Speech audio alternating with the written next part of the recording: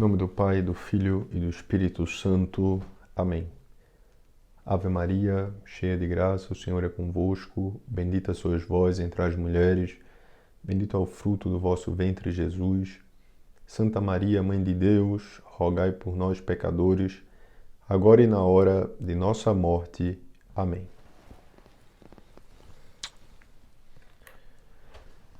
Nesta 11ª aula, vamos tratar sobre a Igreja Católica. Primeiro tema dessa sessão, desse capítulo que poderíamos aludir, seria o Espírito Santo e a Igreja. É importante perceber aqui de cara, que nós precisamos, havíamos falado nas aulas anteriores sobre o Espírito Santo, sobre a graça, sobre as virtudes e os dons do Espírito Santo, nossa relação íntima com Deus, pessoal com Deus, do ato de fé, de caridade, um ato perfeito de contrição. Mas, a bem da verdade, por muito que nos esforcemos para fazer um ato perfeito de amor a Deus, nunca poderemos estar completamente convencidos de que o conseguimos fazê-lo. Mas quando a água salvífica nos é derramada sobre a cabeça, na ocasião do nosso batismo, nós passamos a ter certeza de que Deus veio habitar em nós. São Paulo nos diz que ninguém, nem sequer o melhor de nós, pode ter a certeza absoluta de estar em estado de graça santificante. Mas tudo o que pedimos é uma certeza moral, o tipo de certeza que temos, por exemplo, quando somos batizados ou quando recebemos a absolvição no sacramento da penitência.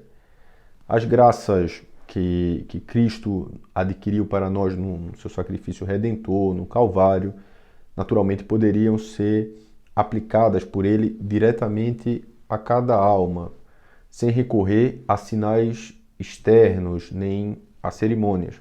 Claro, Cristo tudo pode, mas como ele nos conhecia a nossa necessidade de ter uma segurança sensível, de como nós precisamos dessa segurança para atestar que realmente aquilo aconteceu, para dissipar ou minimizar o máximo possível as dúvidas que pairam sobre isso, ele preferiu canalizar as suas graças através de símbolos sensíveis.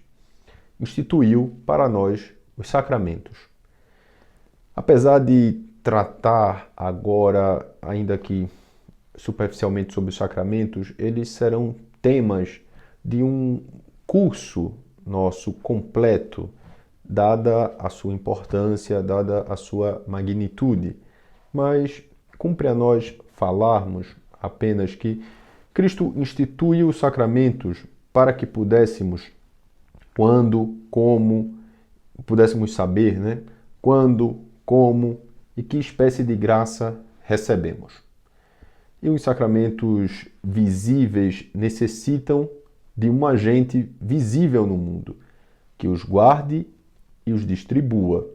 Este agente visível é a Igreja, instituída pelo próprio Cristo. A necessidade de uma igreja não se limita, evidentemente, a ser guardiã dos sacramentos. Ninguém pode querer os sacramentos se não os conhecer. Daí, já percebemos que há um segundo movimento que explicita a necessidade que temos da igreja.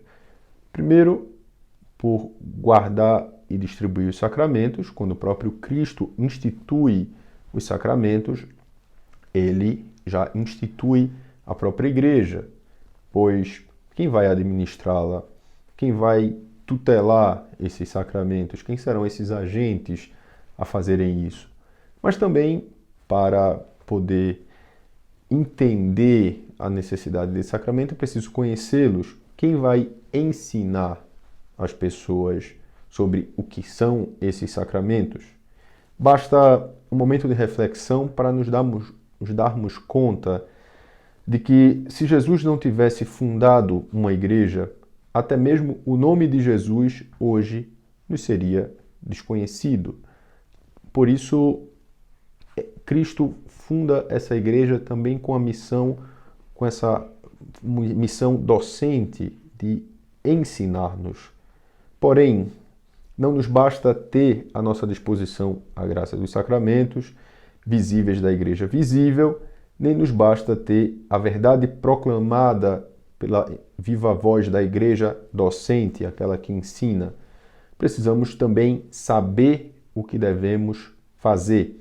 Ou seja, precisamos também perceber um caminho claro que nos foi deixado por Cristo, mas que Cristo institui a igreja para ser a guardiã desse caminho.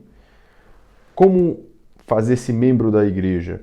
Como permanecer nela? Talvez são algumas perguntas que podemos fazer em algum momento da nossa vida. Quem pode receber este ou aquele sacramento? Quando? Como? Quando a igreja promulga as suas leis, responde a perguntas como essas, cumprindo sob Cristo o seu terceiro dever, além de ensinar e santificar, que é o dever de governar. Conhecemos a definição clássica da igreja como congregação de todos os batizados, unidos em torno da mesma fé verdadeira, no mesmo sacrifício e nos mesmos sacramentos, sob a autoridade do Romano Pontífice e dos bispos em comunhão com ele. Uma pessoa torna-se membro da igreja quando recebe o sacramento do batismo e continua a sê-lo enquanto dela não se separar por cisma, que é aquela negação ou contestação da autoridade papal, por heresia, a negação de uma ou mais verdades de fé proclamadas pela igreja, ou por excomunhão, exclusão da igreja por certos pecados graves sem arrependimento. Com tudo isto, vê-se bem que consideramos a igreja de um ponto de vista apenas externo. Parece que estamos definindo-a desde fora, desde as suas atividades, desde o seu, como dizemos na teologia da igreja, seu munus, das suas tarefas de governar, de santificar e de ensinar. Assim como um homem é mais do que o seu corpo físico, assim a igreja ela é infinitamente mais do que a mera organização exterior e visível. Assim, percebemos que o que torna o homem um ser humano é a sua alma. Ela é a parte mais excelente, como estudamos na ocasião das primeiras aulas em que nos perguntamos em torno do homem, da criação.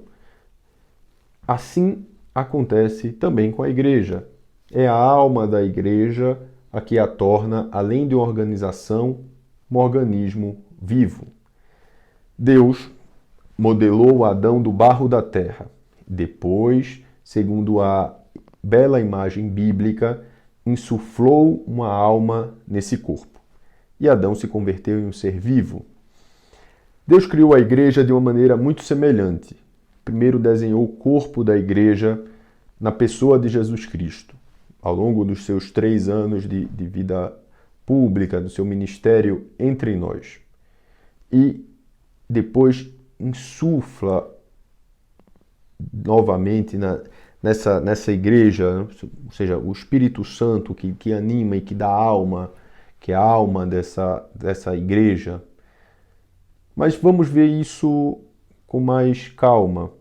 Percebemos que, ao mesmo tempo que Jesus confiou aos apóstolos uma tríplice missão, que é a tríplice missão da igreja, ensinar, quando diz, lá no Evangelho de São Mateus, capítulo 28, versículo 19 ao 20, E depois, ensinai a todos os povos, ensinando-os a observar todas as coisas que eu vos mandei. Também enviou os seus discípulos para santificar.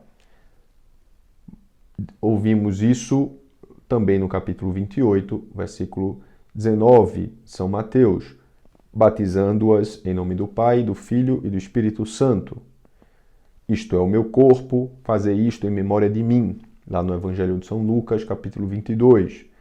Aqueles a quem perdoardes os pecados, ser-lhe-ão perdoados. Aqueles a quem os retiverdes, ser-lhes-ão retidos. Evangelho de São João, capítulo 20, versículo 23. E governar em seu nome. Se recusar a ouvi-los, dize-o à igreja. Se não ouvir a igreja, considera-o como um gentio ou um publicano.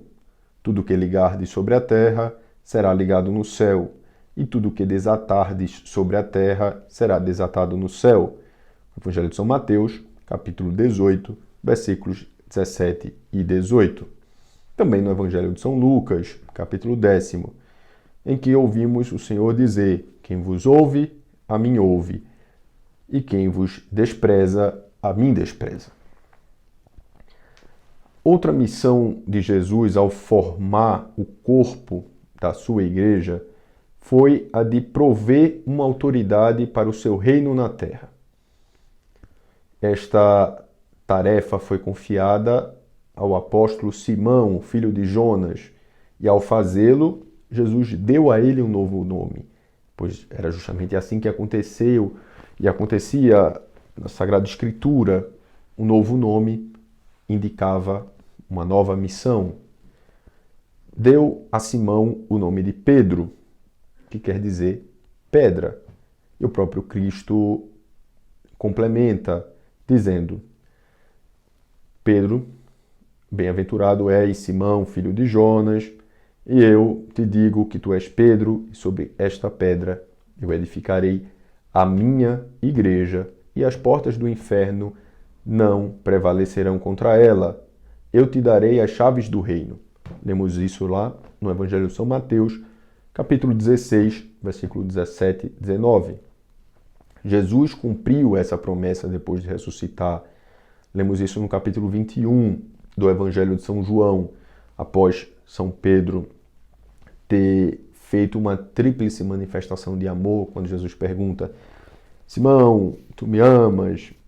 Por 3 vezes, apacenta as minhas ovelhas, apacenta as minhas ovelhas. Então, Simão, redimindo aquela tríplice negação, faz uma tríplice manifestação do seu amor, e ali Jesus faz dele o pastor supremo do seu rebanho. Apacenta os meus cordeiros, diz-lhe Jesus, apacenta as minhas ovelhas. Todo o rebanho de Cristo, ovelhas e cordeiros, bispos, sacerdotes, diáconos, os fiéis leigos, todos foram postos sob a jurisdição de Pedro e dos seus sucessores. Porque é evidente que Jesus não veio à Terra só para salvar aqueles que eram seus contemporâneos, mas salvar a todos, inclusive aqueles que haviam de vir depois dele, depois da sua vida terrena. E ele assim o faz através da igreja, desse canal de salvação, desse canal de graça, que ele se vale para perpetuar a sua obra redentora no mundo. Os bispos atuais, eles são sucessores dos apóstolos. Cada um deles recebeu o seu poder episcopal de Cristo por meio dos apóstolos em uma continuidade ininterrupta. Isso é algo impressionante e garante a autoridade da igreja, a legitimidade da igreja, porque é uma sucessão ininterrupta de Cristo até os bispos que encontramos hoje em qualquer lugar do mundo, bispos católicos, apostólicos, romanos, foram ordenados seguindo uma sucessão, uma linha sucessória que vai encontrar em Simão Pedro, que vai encontrar em Cristo a sua origem. O poder supremo de Pedro, a quem Cristo constituiu cabeça de tudo, reside hoje no bispo de Roma, a quem chamamos com amor de Santo Padre. Este é, pois, o corpo da Igreja de Cristo, tal como ele a criou, não uma mera irmandade visível de homens unidos pelos laços da graça, mas uma sociedade visível de homens subordinada a uma cabeça investida em autoridade e governo. É o que chamamos de uma sociedade hierárquica, com as sólidas e admiráveis proporções de uma pirâmide. No cume está o Papa, autoridade suprema espiritual da Igreja. Imediatamente abaixo, formando com o Papa o colégio episcopal, do qual o sumo pontífice é a cabeça, os outros bispos, cuja jurisdição, cada um na sua respectiva diocese, procede da sua união com o sucessor de Pedro. Mais abaixo, os sacerdotes, como cooperadores dos bispos, em virtude do sacramento da ordem, são consagradas para pregar o evangelho, apacentar os fiéis, celebrar o culto divino. E, finalmente, na ampla base do povo de Deus, as almas dos batizados, para quem os outros existem. Isso é fundamental entender, porque é inevitável perceber, e a própria Igreja percebe assim uma definição hierárquica, mas a hierarquia da Igreja ela é completamente diferente da hierarquia de qualquer outra instituição do secular, pois os postos mais elevados existem em função de servir ao povo de Deus que está na base no sentido de que é numericamente maior, pois entendendo aquelas palavras de Cristo, quem quer ser o primeiro, que seja o último, né? Que o maior é aquele que serve. Assim estrutura-se a hierarquia da Igreja. O Santo Padre, o Colégio dos Bispos, os presbíteros, todos em função de servir e apacentar o grande povo de Deus. Mas também poderemos dizer com muita propriedade que nós somos a Igreja de Cristo. Falávamos até então, às vezes, daquilo que poderíamos dizer de um aspecto jurídico da Igreja. Mas a Igreja é muito maior do que uma mera organização jurídica. É o próprio corpo de Cristo, um corpo tão especial que deve ter um nome especial. A ela chamamos o corpo místico de Cristo. Cristo é a cabeça do corpo. Cada batizado é uma parte viva, um membro desse corpo, valendo-se daquela imagem que utiliza São Paulo, que muitos são os membros, mas que formamos um só corpo, o corpo de Cristo. E a alma desse corpo é o Espírito Santo. É um corpo em que cada membro, como qualquer corpo que percebemos, se beneficia das ações dos outros. Assim como, ao beber água, cada órgão, ainda que ele não esteja envolvido diretamente nessa ação de beber água, se beneficia sendo hidratado, o nosso corpo, pois formamos uma unidade. Assim também, cada missa celebrada, cada oração que se oferece, cada boa obra que se faz por um e por cada um dos outros membros da Igreja, em qualquer lugar do mundo, nós podemos nos beneficiar delas. A isso nós chamamos, e vamos ver, inclusive com mais propriedade nas próximas aulas, a comunhão dos santos. Assim acontece porque nós somos membros de um só corpo, que é o corpo místico de Cristo, a Igreja.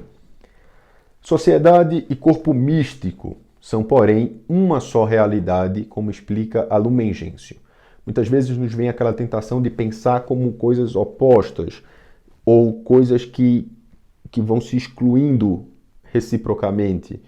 Se pensa em igreja enquanto instituição, sociedade, organização jurídica, isso significa dizer que essa parte de corpo místico é abafada, que é sobreposta.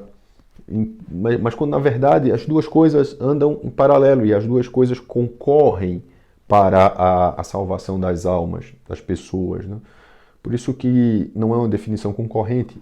O próprio documento do Concílio Vaticano II, essa constituição dogmática chamada Lumen Gentium, fala que a sociedade provida de órgãos hierárquicos e o corpo místico de Cristo, a Assembleia visível e a comunidade espiritual, a Igreja terrestre e a Igreja enriquecida de bens celestes não devem ser consideradas duas coisas, mas uma só realidade complexa em que se fundem o elemento divino e o elemento humano. Há no corpo místico de Cristo uma função para cada um de nós. Sabemos também que há 3 sacramentos pelos quais Cristo nos marca os nossos deveres. E aqui nós já percebemos que esses sacramentos revelam a nossa função, talvez, designada para esse corpo. Primeiro, o sacramento do batismo, pelo qual nós nos tornamos membros do corpo de Cristo. Dissemos que pelo batismo somos incorporados em Cristo. Essa palavra incorporado vem do latim corpus, que significa feito parte do corpo, né? Nós somos feitos parte do corpo de Cristo. O alimento é incorporado quando se converte em células vivas e se torna parte do nosso corpo. É isto, analogamente, o que se passa conosco quando somos batizados, somos incorporados em Cristo. Ao unir-nos a Ele com essa intimidade, Jesus compartilha conosco, na medida, é claro, das nossas limitações humanas, tudo quanto é e tudo quanto tem. Especialmente, faz-nos participar do seu sacerdócio eterno. Compartilhamos com Ele a tremenda tarefa de oferecer à Santíssima Trindade um culto adequado. Para sermos fiéis à nossa vocação de batizados, devemos sentir zelo pelas almas. Todos e cada um de nós devemos ser apóstolos, enviados por Cristo. E se fazemos parte do laicato, né, somos fiéis leigos, devemos ser apóstolos leigos. Isso faz parte daquilo que a Igreja chama de sacerdócio comum dos fiéis. Porque muitas vezes tendemos a acreditar que a missão de anunciar, de testemunhar a Cristo, de anunciar a Cristo, é exclusivamente do magistério da Igreja, dessa estrutura hierárquica da Igreja, ou seja, do Papa, dos bispos, dos padres, né? Essa parte do clero, quando na verdade é um chamado universal de todos os fiéis, né? De todos os cristãos batizados, todos os católicos batizados. Sabemos que há na Igreja 3 amplas categorias de membros. Os clérigos, dos quais falávamos há pouco, os religiosos, homens e mulheres que vivem em comunidade e fazem voto de pobreza, castidade e obediência, e finalmente os leigos, os cristãos comuns. Este termo compreende todos os batizados que não sejam clérigos nem religiosos. E leigo não deve ser nunca compreendido como uma concepção pejorativa, que normalmente se usa hoje. O leigo é aquele que não sabe, né? Por exemplo, eu sou leigo em tecnologia. Significa dizer que eu não sei nada sobre tecnologia ou tenho um conhecimento muito superficial sobre isso. Não. Leigo é uma palavra que vem do grego e significa simplesmente povo. Jesus, ele compartilha o seu sacerdócio eterno pelo batismo e de forma mais completa pela confirmação. No batismo, compartilha a sua função de adoração da Trindade e na confirmação, a função profética, a função docente. Por isso, na confirmação, nós somos impelidos ali a tomar parte em primeira pessoa da fé que abraçamos e que recebemos dos nossos pais na ocasião do nosso batismo, mormente para a maioria dos fiéis que são batizados enquanto crianças. E o terceiro sacramento de que falávamos há pouco é o sacramento da ordem. É o sacramento que recebem aqueles que serão, que farão parte dos clérigos. São os diáconos, eles têm 3 graus. Volto a dizer, falaremos mais detidamente no curso em que estudaremos os sacramentos em propriedade. Mas o sacramento da ordem tem 3 graus: diaconato, presbiterado e o episcopado. Ou seja, fazem parte deles os diáconos, que podem ser permanentes ou transitórios, os sacerdotes e os bispos. Mas o que importa guardar é que todos somos chamados a ser apóstolos. Todos recebemos a missão de ajudar o corpo místico de Cristo a crescer e a manter-se são. Cristo espera que cada um de nós contribua para a salvação do mundo, da pequena parcela do mundo em que vive, o seu lar, o seu ambiente de trabalho, de lazer, as suas relações sociais, entre amigos. Espera que, por meio das nossas vidas, o tornemos visível àqueles com quem trabalhamos. Espera que sintamos um pleno sentido de responsabilidade para com as almas dos que nos cercam, que os seus pecados nos penalizem, que a sua incredulidade nos preocupe. Em suma, que possamos assumir verdadeiramente esse mandato que Cristo dirige a seus apóstolos e, por extensão, a cada um de nós, e de pelo mundo, anunciar o Evangelho a todas as criaturas e batizar e fazer discípulos meus, batizando-os em nome do Pai, do Filho e do Espírito Santo. Ou seja, elevar a Cristo. E como podemos fazê-lo de uma maneira mais eficaz com a nossa vida? Não importa onde estejamos. Vocês sabem de uma maneira muito clara de que, principalmente nos tempos de hoje, o magistério da igreja, as homilias dos sacerdotes e etc., chega a um público que já se considera católico, um público que, ou pelo menos crente, ou seja, que acredita em Deus, mas não chega à grande maioria das pessoas que são indiferentes a Deus, que estão completamente alheias a Deus. Mas quem chega a eles? Os amigos, aquelas pessoas que estão convivendo com eles. No caso, cada um de vocês.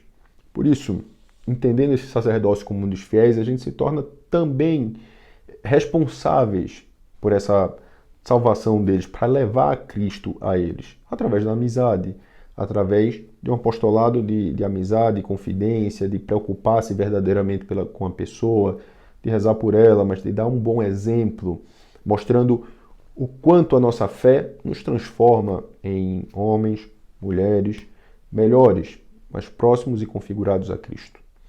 Por isso agora peçamos à Virgem Santíssima, aquela que também invocamos como Mãe da Igreja, ela que é nossa Mãe, e possa interceder junto a seu Filho Jesus por cada um de nós, para que vivamos cada vez mais e melhor esse sacerdócio comum dos fiéis que recebemos na ocasião do nosso batismo. Ave Maria, cheia de graça, o Senhor é convosco. Bendita sois vós entre as mulheres, bendito é o fruto do vosso ventre, Jesus. Santa Maria, Mãe de Deus, rogai por nós, pecadores, agora e na hora de nossa morte. Amém. Que Deus te abençoe. Até mais.